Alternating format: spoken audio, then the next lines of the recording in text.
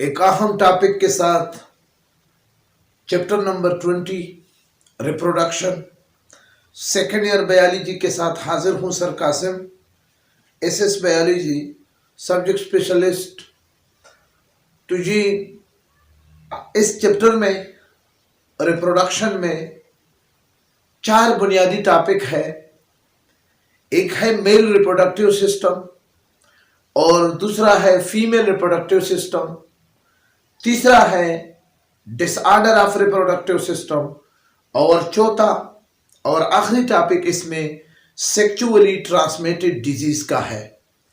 इंशाल्लाह मैं अपनी तरफ से कोशिश करूंगा कि आपको ये पूरा चैप्टर अपलोड करूं। तो आज हमारा टॉपिक है मेल रिप्रोडक्टिव सिस्टम, लेकिन उससे पहले मैं मुख्तसरन रिप्रोडक्शन की एक्सप्लेनेशन आपको करने जा रहा हूं कि व्हाट इज रिप्रोडक्शन और टाइप ऑफ रिप्रोडक्शन। याद रखिए कि reproduction the ability of organism to produce of its own kind of organism is called reproduction. अपने जैसे बच्चों को पैदा करने की सलाहियत को रिप्रोडक्शन कहते हैं, तौलीद कहते हैं। रिप्रोडक्शन की 2 किस्में हैं। एक सेक्सुअल रिप्रोडक्शन है जिसमें सिंगल पेरेंट होगा, और एक एसेक्सुअल रिप्रोडक्शन है। एक सेक्सुअल रिप्रोडक्शन है जिसमें 2 पेरेंट होंगे, यानी मदर एंड फादर, जबकि एक एसेक्सुअल रिप्रोडक्शन है जिसमें सिंगल पेरेंट होगा, तो उसको हम कहते हैं एसेक्सुअल रिप्रोडक्शन। याद रहे कि एसेक्सुअल रिप्रोडक्शन प्लांट में, बैक्टीरिया में और फंजाई में कॉमन है, जबकि सेक्सुअल रिप्रोडक्शन आमतौर पर एनिमल में कॉमन है। ये तो हो गया ब्रीफ रिप्रोडक्शन।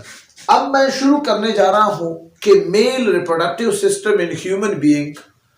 आपके सामने मैंने डायग्राम भी बनाया है, यकीनन आपको क्लियर नजर आ रहा होगा। मेल रिप्रोडक्टिव सिस्टम का डिफिनीशन क्या है? The reproductive system in the male is called male reproductive system. याद रखिए कि मेल रिप्रोडक्टिव सिस्टम में 4 पार्ट्स है बेसिकली। इसको मैंने आपको आपके आसानी के लिए 4 बेसिक पार्ट में डिवाइड किया है। एक होता है टेस्टिस, दूसरा है डक या डक सिस्टम, और तीसरा है पीनस जिसको एक्सटर्नल जेनिटेला भी कहा जाता है, और जबकि चौथा है ग्रुप ऑफ ग्लैंड जिसको एक्सेसरी ग्लैंड कहा जाता है। तो ये 4 मेल रिप्रोडक्टिव की बुनियादी क्या है, पार्ट है। सबसे पहले मैं आपको डायग्राम में ले जाने जा रहा हूं, इसके बाद मैं ईच एंड एवरी पार्ट फिर आपको एक्सप्लेनेशन, आपको इसकी डिटेल में आपको बताऊंगा। याद रखिए कि आपने पेंसिल और काफी उठाकर ये चीजें नोट करने हैं, क्योंकि मैं आपको बहुत कंसेप्चुअल चीजें देने जा रहा हूं। ये भी याद रखिए कि मेल रिप्रोडक्टिव सिस्टम में सिर्फ 2 part outside the body present है। एक जो बोच लाइक स्क्रूटम है, एक्स्ट्रा एब्डोमिनल सेक लाइक स्ट्रक्चर है जिसको स्क्रूटम कहा जाता है, ये आउटसाइड द बॉडी मौजूद है। और दूसरा एक्सटर्नल जेनिटेला जिसको पीनिस कहा जाता है। ये 2 reproductive organ male reproductive system में, ये 2 आउटसाइड द बॉडी मौजूद है। बाकी जितनी भी पार्ट्स है, डक्स है, एक्सेसरी ग्लैंड है, वो सारे क्या है, वो बॉडी के अंदर मौजूद है। आइए देखते हैं कि मेल रिप्रोडक्टिव सिस्टम कैसे आपको मैंने डिजाइन किया है। उम्मीद करता हूं कि ये डायग्राम आपको पसंद आया होगा और आपको मेल रिप्रोडक्टिव सिस्टम में समझने में बहुत ज्यादा हेल्पफुल होगा। जी, तो मेल रिप्रोडक्टिव सिस्टम आपको क्लियर कट नजर आ रहा है कि ये आपके सामने क्या है, टेस्टिस है। ये मेल गोनेड्स है जो कि रिस्पॉन्सिबल है स्पर्म के। इसके बाद टेस्टिस में जब स्पर्म बन जाते हैं तो इसके बैक साइड पर एक पार्ट है जिसको कहते हैं एपिडाइडेमस, ठीक है ना। लेकिन इससे पहले एक और डक है जिसको कहते हैं वासा एफरेंशिया, वो टेस्टिस के अंदर मौजूद है, वासा एफरेंशिया, ठीक है ना।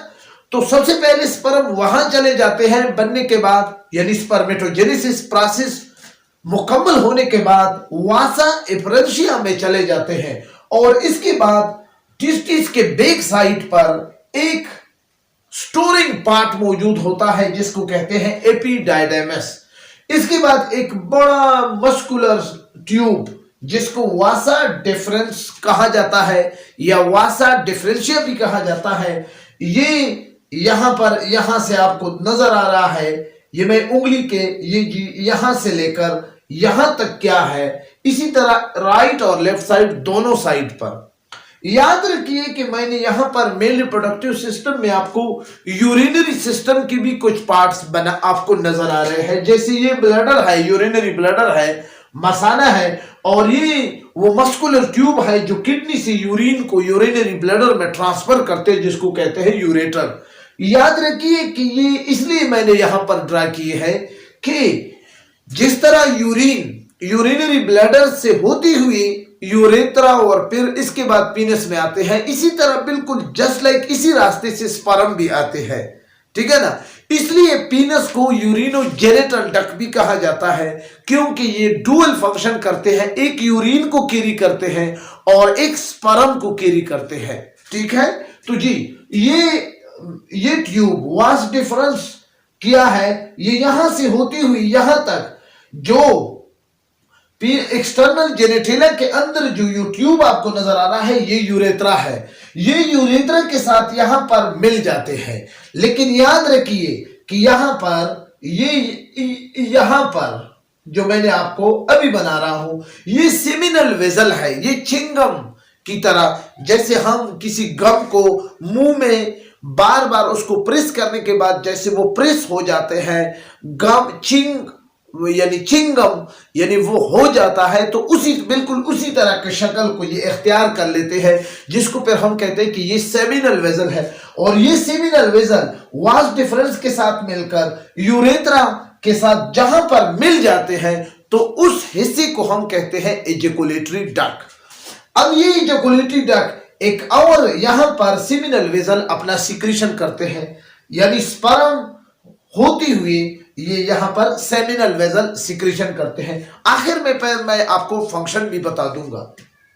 इसके बाद सेमिनल वेजल के बाद यानी यूरेथ्रा के साथ एक और ग्लैंड की सिक्रीशन जिसको हम कहते हैं प्रोस्टेट ग्लैंड, ये भी यहां पर स्पर्म पे सिक्रीशन करते हैं। और इसके बाद जरा सी नीचे जब आप आएंगे तो कॉपर ग्लैंड, और इसी तरह फिर ये एक्सटर्नल जेनिटल जिसको पीनिस कहा जाता है, तो ये यहां से बाहर चला जाता है। याद रखिए कि ये मेल रिप्रोडक्टिव सिस्टम जो मैं डिस्कस किए ये इंतहाई सिंपल तरीके से डिजाइन किए गए हैं। मैं उम्मीद करता हूं कि आपको ये पार्ट की समझ आई होगी।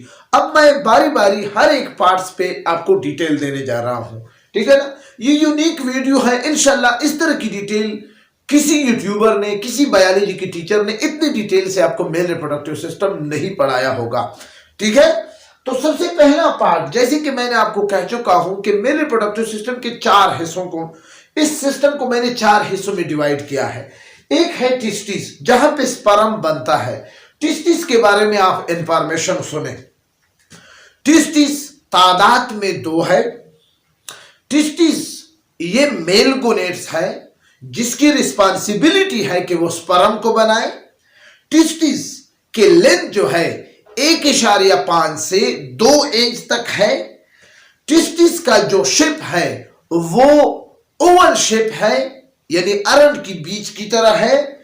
टिस्टिस स्क्रूटम एक्स्ट्रा एब्डानोमल जो सेक लाइक स्ट्रक्चर है जिसको स्क्रूटम कहा जाता है वहां पर मौजूद होती है। टिस्टिस के अंदर स्मॉल सेक लाइक कंपार्टमेंट जिसको लुब्यूल कहा जाता है। हर टिस्टिस के अंदर 250 से लेकर 300 तक लुब्यूल होते हैं और हर लुब्यूल में फिर सेमेनिपेरिस ट्यूब्यूल होंगे 1 से लेकर 4 तक।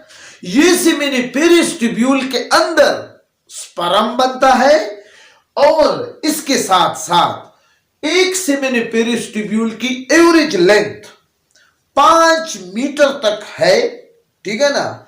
ये बात, इसके अलावा इस टिस्टिस के अंदर 2 किस्म के सेल है। एक सेल को हम कहते हैं सर्टुली सेल और दूसरे सेल को हम कहते हैं लाइडन सेल। सर्टुली सेल स्पर्म को लिक्विड मीडियम प्रोवाइड करते हैं। दूसरी बात, सर्टुली सेल स्पर्म को खुराक यानी नरिशमेंट प्रोवाइड करते हैं। तीसरी बात, सर्टुली सेल स्पर्म को प्रोटेक्शन प्रोवाइड करते हैं। जबकि लाइडेन सेल जो कि ऐसी सेल है जो सेमेनिपेरस ट्यूब्यूल के दरमियान वाक़ एक सेल है जिसको लाइडेन सेल कहा जाता है। ये लाइडेन सेल स्पर्म के लिए स्पर्म में testosterone hormone, male reproductive hormone पैदा करते हैं, जिसकी वजह से स्पर्म सेकेंडरी सेक्सुअल कैरेक्टर को क्या करते हैं, ये पैदा करते हैं। ठीक है ना। तो ये क्या हो गया टेस्टिस के बारे में जर्नल इंफॉर्मेशन। याद रखिए कि ये आपके सामने टेस्टिस का स्ट्रक्चर है, ये लाइडेन का सेल है और ये सर्टुली का सेल है, ये लुब्यूल है और ये सेमेनिफेरस ट्यूब्यूल है। इन सेमेनिफेरस ट्यूब्यूल के दरमियान लाइडेन सेल वाक़ है जो कि testosterone hormone, male reproductive hormone है जो सेकेंडरी सेक्सुअल कैरेक्टर को कंट्रोल करते हैं। इसी तरह ये जो आपको नजर आ रहा है ये स्टेम सेल है, ये वो सेल है जिससे बाद में आकर इस सेमेनिफेरस ट्यूब्यूल के दरमियान स्पर्म बनेगा। ठीक है। तो ये हमारे साथ टेस्टिस के बारे में आपको जर्नल इंफॉर्मेशन। अब मैं आगे जा रहा हूं डक। इसको डक सिस्टम भी कहा जाता है। याद रखिए कि डक सिस्टम में सबसे पहले टेस्टिस के अंदर एक डक मौजूद होगा जिसको कहा जाता है वासा एफरेंशिया। इसके बाद दूसरा डक एपिडाइडाइमस होगा, तीसरा वासा डिफरेंशिया होगा, चौथा यूरेथ्रा होगा, पांचवा एजैकुलेटरी डक होगा। ये डक सिस्टम में है। अब इसके बाद पीनस है, एक्सटर्नल जेनेटेला जिसको पीनस कहा जाता है, ये तीसरा पार्ट है। जबकि एक्सेसरी ग्लैंड में 3 ग्रुप ऑफ ग्लैंड को जो मेल रिप्रोडक्टिव सिस्टम में स्पर्म को मुख्तलिफ जगहों पर वो सिक्रीशन करते हैं, उनकी हेल्प करते हैं, उनकी स्विमिंग में, उनकी मोटिलिटी में, उनकी प्रोटेक्शन में, उनके थिकनेस में। ये एक्सेसरी ग्लैंड मुख्तलिफ मौकों पर सिक्रीशन करके उनकी हेल्प करते हैं स्पर्म की। तो उस ग्रुप ऑफ ग्लैंड को फिर हम कहते हैं कि ये एक्सेसरी ग्लैंड है। ये एक्सेसरी ग्लैंड आपको सेमिनल वेसिकल की सूरत में मौजूद होगा।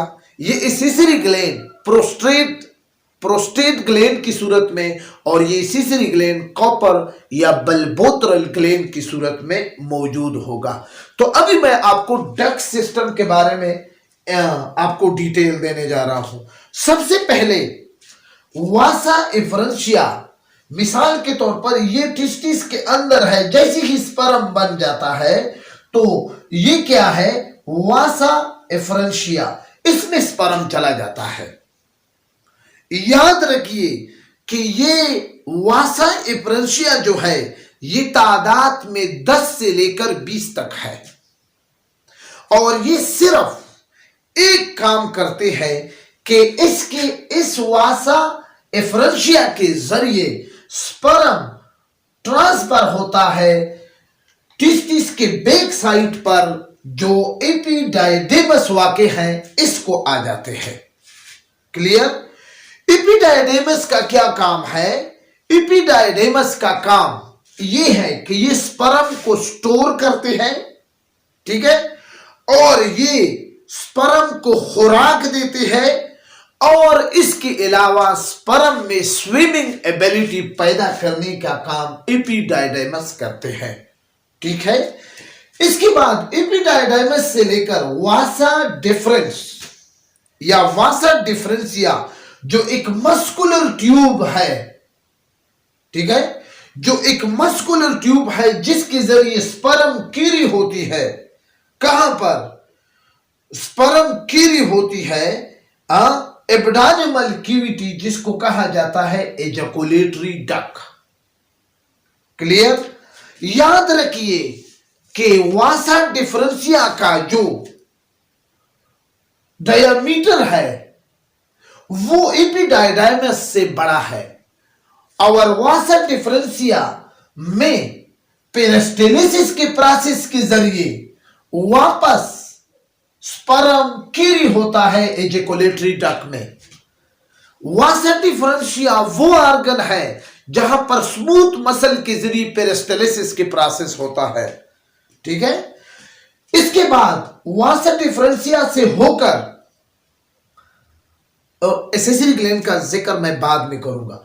तो यहां पर जैसे ही स्पर्म एजेकुलेटरी डक्ट में पहुंच जाता है, एजेकुलेटरी डक्ट इस स्पर्म को प्रोस्टेट कॉपर से पास करके आगे यूरेथ्रा में पहुंचा देते हैं। प्रोस्टेट और कॉपर ग्लैंड से पास करके इसको हम कहां पर पहुंचा देते हैं? यूरेथ्रा में पहुंचा देते हैं। क्लियर? याद रखिए कि यूरेथ्रा, जैसे ही यूरेथ्रा में यानी इस ट्यूब यानी ये एक्सटर्नल जेनेटिला के अंदर जो यूट्यूब है, ये ट्यूब इसको कहते हैं यूरेथ्रा। यूरेथ्रा 8 से लेकर 10 इंच तक एक मस्कुलर ट्यूब है जो कि लोकेट है एट द टिप ऑफ पीनस में, ठीक है ना। और इसके अलावा ये यूरेथ्रा डुअल फंक्शन करते हैं, स्पर्म को भी कैरी करते हैं और यूरिन को भी कैरी करते हैं। इसी वजह से इस यूरेथ्रा को क्या कहा जाता है? यूरिनोजेनिटल डक्ट, ठीक है ना, यानी इट हैज डुअल फंक्शन। तो ये हो गया। अब तीसरा पार्ट जिसको हम कहते हैं पीनस, एक्सटर्नल जेनेटिला इसको कहा जाता है। याद रखिए कि ये पीनस सिलिंड्रिकल शेप है। इसकी 3 पार्ट है, एक रूट है, एक बॉडी है और एक हेड है। हेड को ग्लाइन भी कहा जाता है, ठीक है ना। और इस हेड पर अर्ली स्टेज में एक पोर स्किन मौजूद होते हैं जिसको हटाने के बाद एट द अर्ली स्टेज पर हम उसको कहते हैं सरकममेशन। क्लियर? इसका काम क्या है? यानी एक्सटर्नल जेनेटिला का काम क्या है? पीनिस का काम पेनिट्रेशन है फीमेल ओरिट्रेक में। क्लियर? और ये वो डक है जिसके जरिए पेनिट्रेशन करते हैं पीनस और ये स्पर्म को कैरी करते हैं ओवा में। क्लियर? इसका ये 2 फंक्शन है, विजाइना में स्पर्म को पहुंचाना, ठीक है, और दूसरा यूरिन को यूरेथ्रा से आउटसाइड द बॉडी को करना। अब इसके बाद है एसेसरी ग्लैंड।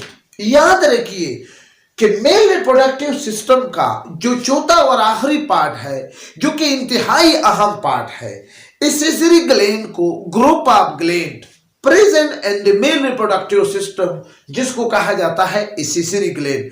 इसकी 3 ग्लैंड है। मैंने आपको डायग्राम में पहले भी बताया था, सेमिनल वेसल, प्रोस्टेट और कॉपर। क्लियर? ये तीनों ग्लैंड एक्सोक्राइन ग्लैंड है। आपको इससे पहले चैप्टर में केमिकल कोऑर्डिनेशन में मैं ग्लैंड की डिफरेंट टाइप आपको समझा चुका हूं। अगर आपने वो वीडियो नहीं देखी है तो प्लीज ग्लैंड की टॉपिक को मैंने वहां पर डिटेल से पढ़ाया है। ग्लैंड 3 किस्म के हैं। एक एक्सोक्राइन ग्लैंड है जिसमें डक होंगे। यहां पर जितने ग्लैंड होंगे वो सारे एक्सोक्राइन ग्लैंड होंगे, जबकि दूसरा है एंडोक्राइन जो डकलेस है, यानी जो डायरेक्ट अपनी सिक्रीशन को ब्लड में कर देते हैं, और एक है हेट्रोक्राइन ग्लैंड यानी जो एक्सो इज वेल एज एंडोक्राइन जैसे पेनक्रियास है।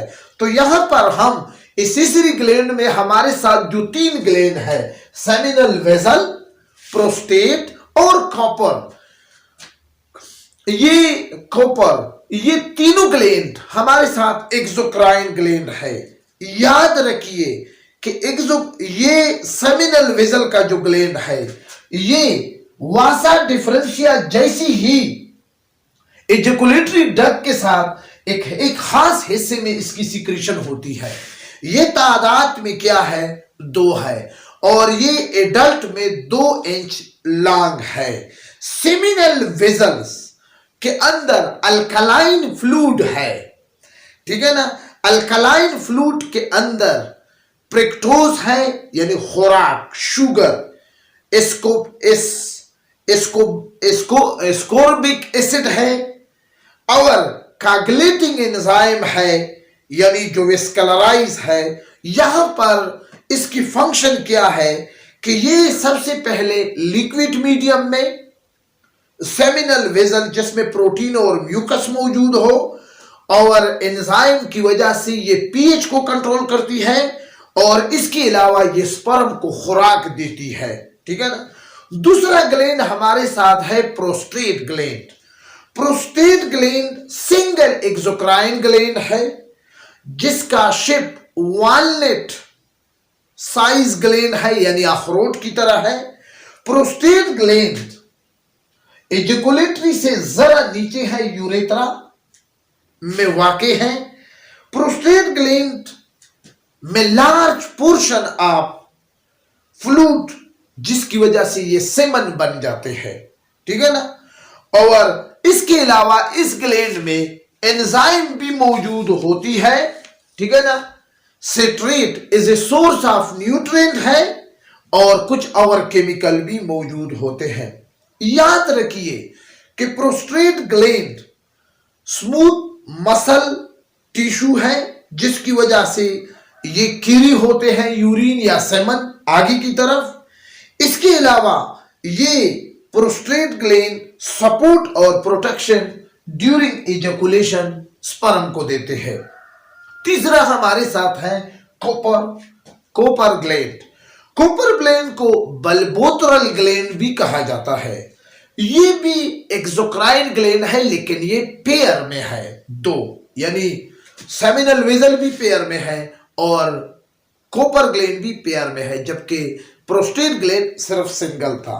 और इसकी लोकेशन आप खुद मुलाहिजा करें कि ये यहां पर इसकी लोकेशन है, ठीक है ना, यानी are located interior to prostate and interior to the anus, यानी ये प्रोस्टेट से इंटीरियर है और इनस से क्या है, इंटीरियर है, ऊपर है, ठीक है ना। इसके फंक्शन क्या है, ये अल्कलाइन फ्लूइड और म्यूकस को खारिज करते हैं। याद रखिए कि इस ग्लैंड का क्या फंक्शन है, इस ग्लैंड का क्या, ये अल्कलाइन फ्लूइड को यूरेथ्रा के अंदर ड्यूरिंग सेक्सुअल एराउजल में ये जब अंदर करते हैं तो to prepare the urethra for the flow of semen, यानी यूरेथ्रा को ये जैसे ही अपनी फ्लूइड को यूरेथ्रा इस एजैकुलेटरी डक्ट के अंदर जो अंदर ट्यूब है जिसको यूरेथ्रा कहा जाता है, ये इसके अंदर अल्कलाइन फ्लूइड को अंदर कर दे जिसकी वजह से ये सेमन के लिए फ्लोइंग के लिए ये रेडी हो जाती है, ठीक है ना। और इसके अलावा ये क्या करती है कि ये gland thin alkaline fluid into urethra जिसकी वजह से ये स्पर्म जो है ये थिक भी हो जाते हैं। तो ये कॉपर ग्लैंड की क्या है, फंक्शन है। आई थिंक आपको समझ आया ही होगा। मैंने अपनी तरफ से कोशिश की है कि आपको बहुत सारे मालूमात मेल रिप्रोडक्टिव सिस्टम में दूं। आखिर में एक बात याद रखें कि टेस्टिस से लेकर एसेसरी ग्लैंड की जितनी भी पार्ट है मेल रिप्रोडक्टिव, ये सारे इंपॉर्टेंट पार्ट है। इन सारों की अलग अलग फंक्शन है, ये माल होते हैं। एक लफ्ज जिसकी एक्सप्लेनेशन मैं जरूरी समझता हूं, सेमन, यानी स्पर्म जब टेस्टिस में बनने के बाद जैसे ही ये आगे जाता है तो वहां पर तीनों ग्लैंड मुख्तलिफ किस्म की सिक्रीशन करते हैं, यानी सेमिनल वेजल अपना सिक्रीशन, प्रोस्टेट अपना सिक्रीशन और कॉपर अपना सिक्रीशन। इन तीनों ग्लैंड के सिक्रीशन से, ये तीनों ग्लैंड की सिक्रीशन प्लस स्पर्म, इनसे जो फ्लूइड बन जाती है उस मिल्की वाइट फ्लूइड को हम क्या कहते हैं, सेमन, ठीक है ना। तो ये एक जर्नल कंसेप्ट है जो मैं आपको देने जा रहा था कि आपको इस सेमन की क्या है समझ आ जाए। याद रखिए कि ये सेमन जो है ये 2 से लेकर 5% इसमें स्पर्म होंगे, 66 से लेकर 75% इसमें सेमिनल वेसिकल होंगे, जबकि 25 से लेकर 30% इसमें प्रोस्टेट ग्लैंड होंगे। ठीक है ना, इसकी सिक्रीशन होगी। यानी 2 से 5% सेमन में स्पर्म होंगे, 65 से लेकर 75% सेमिनल वेसल होंगे, उसकी सिक्रीशन होगी।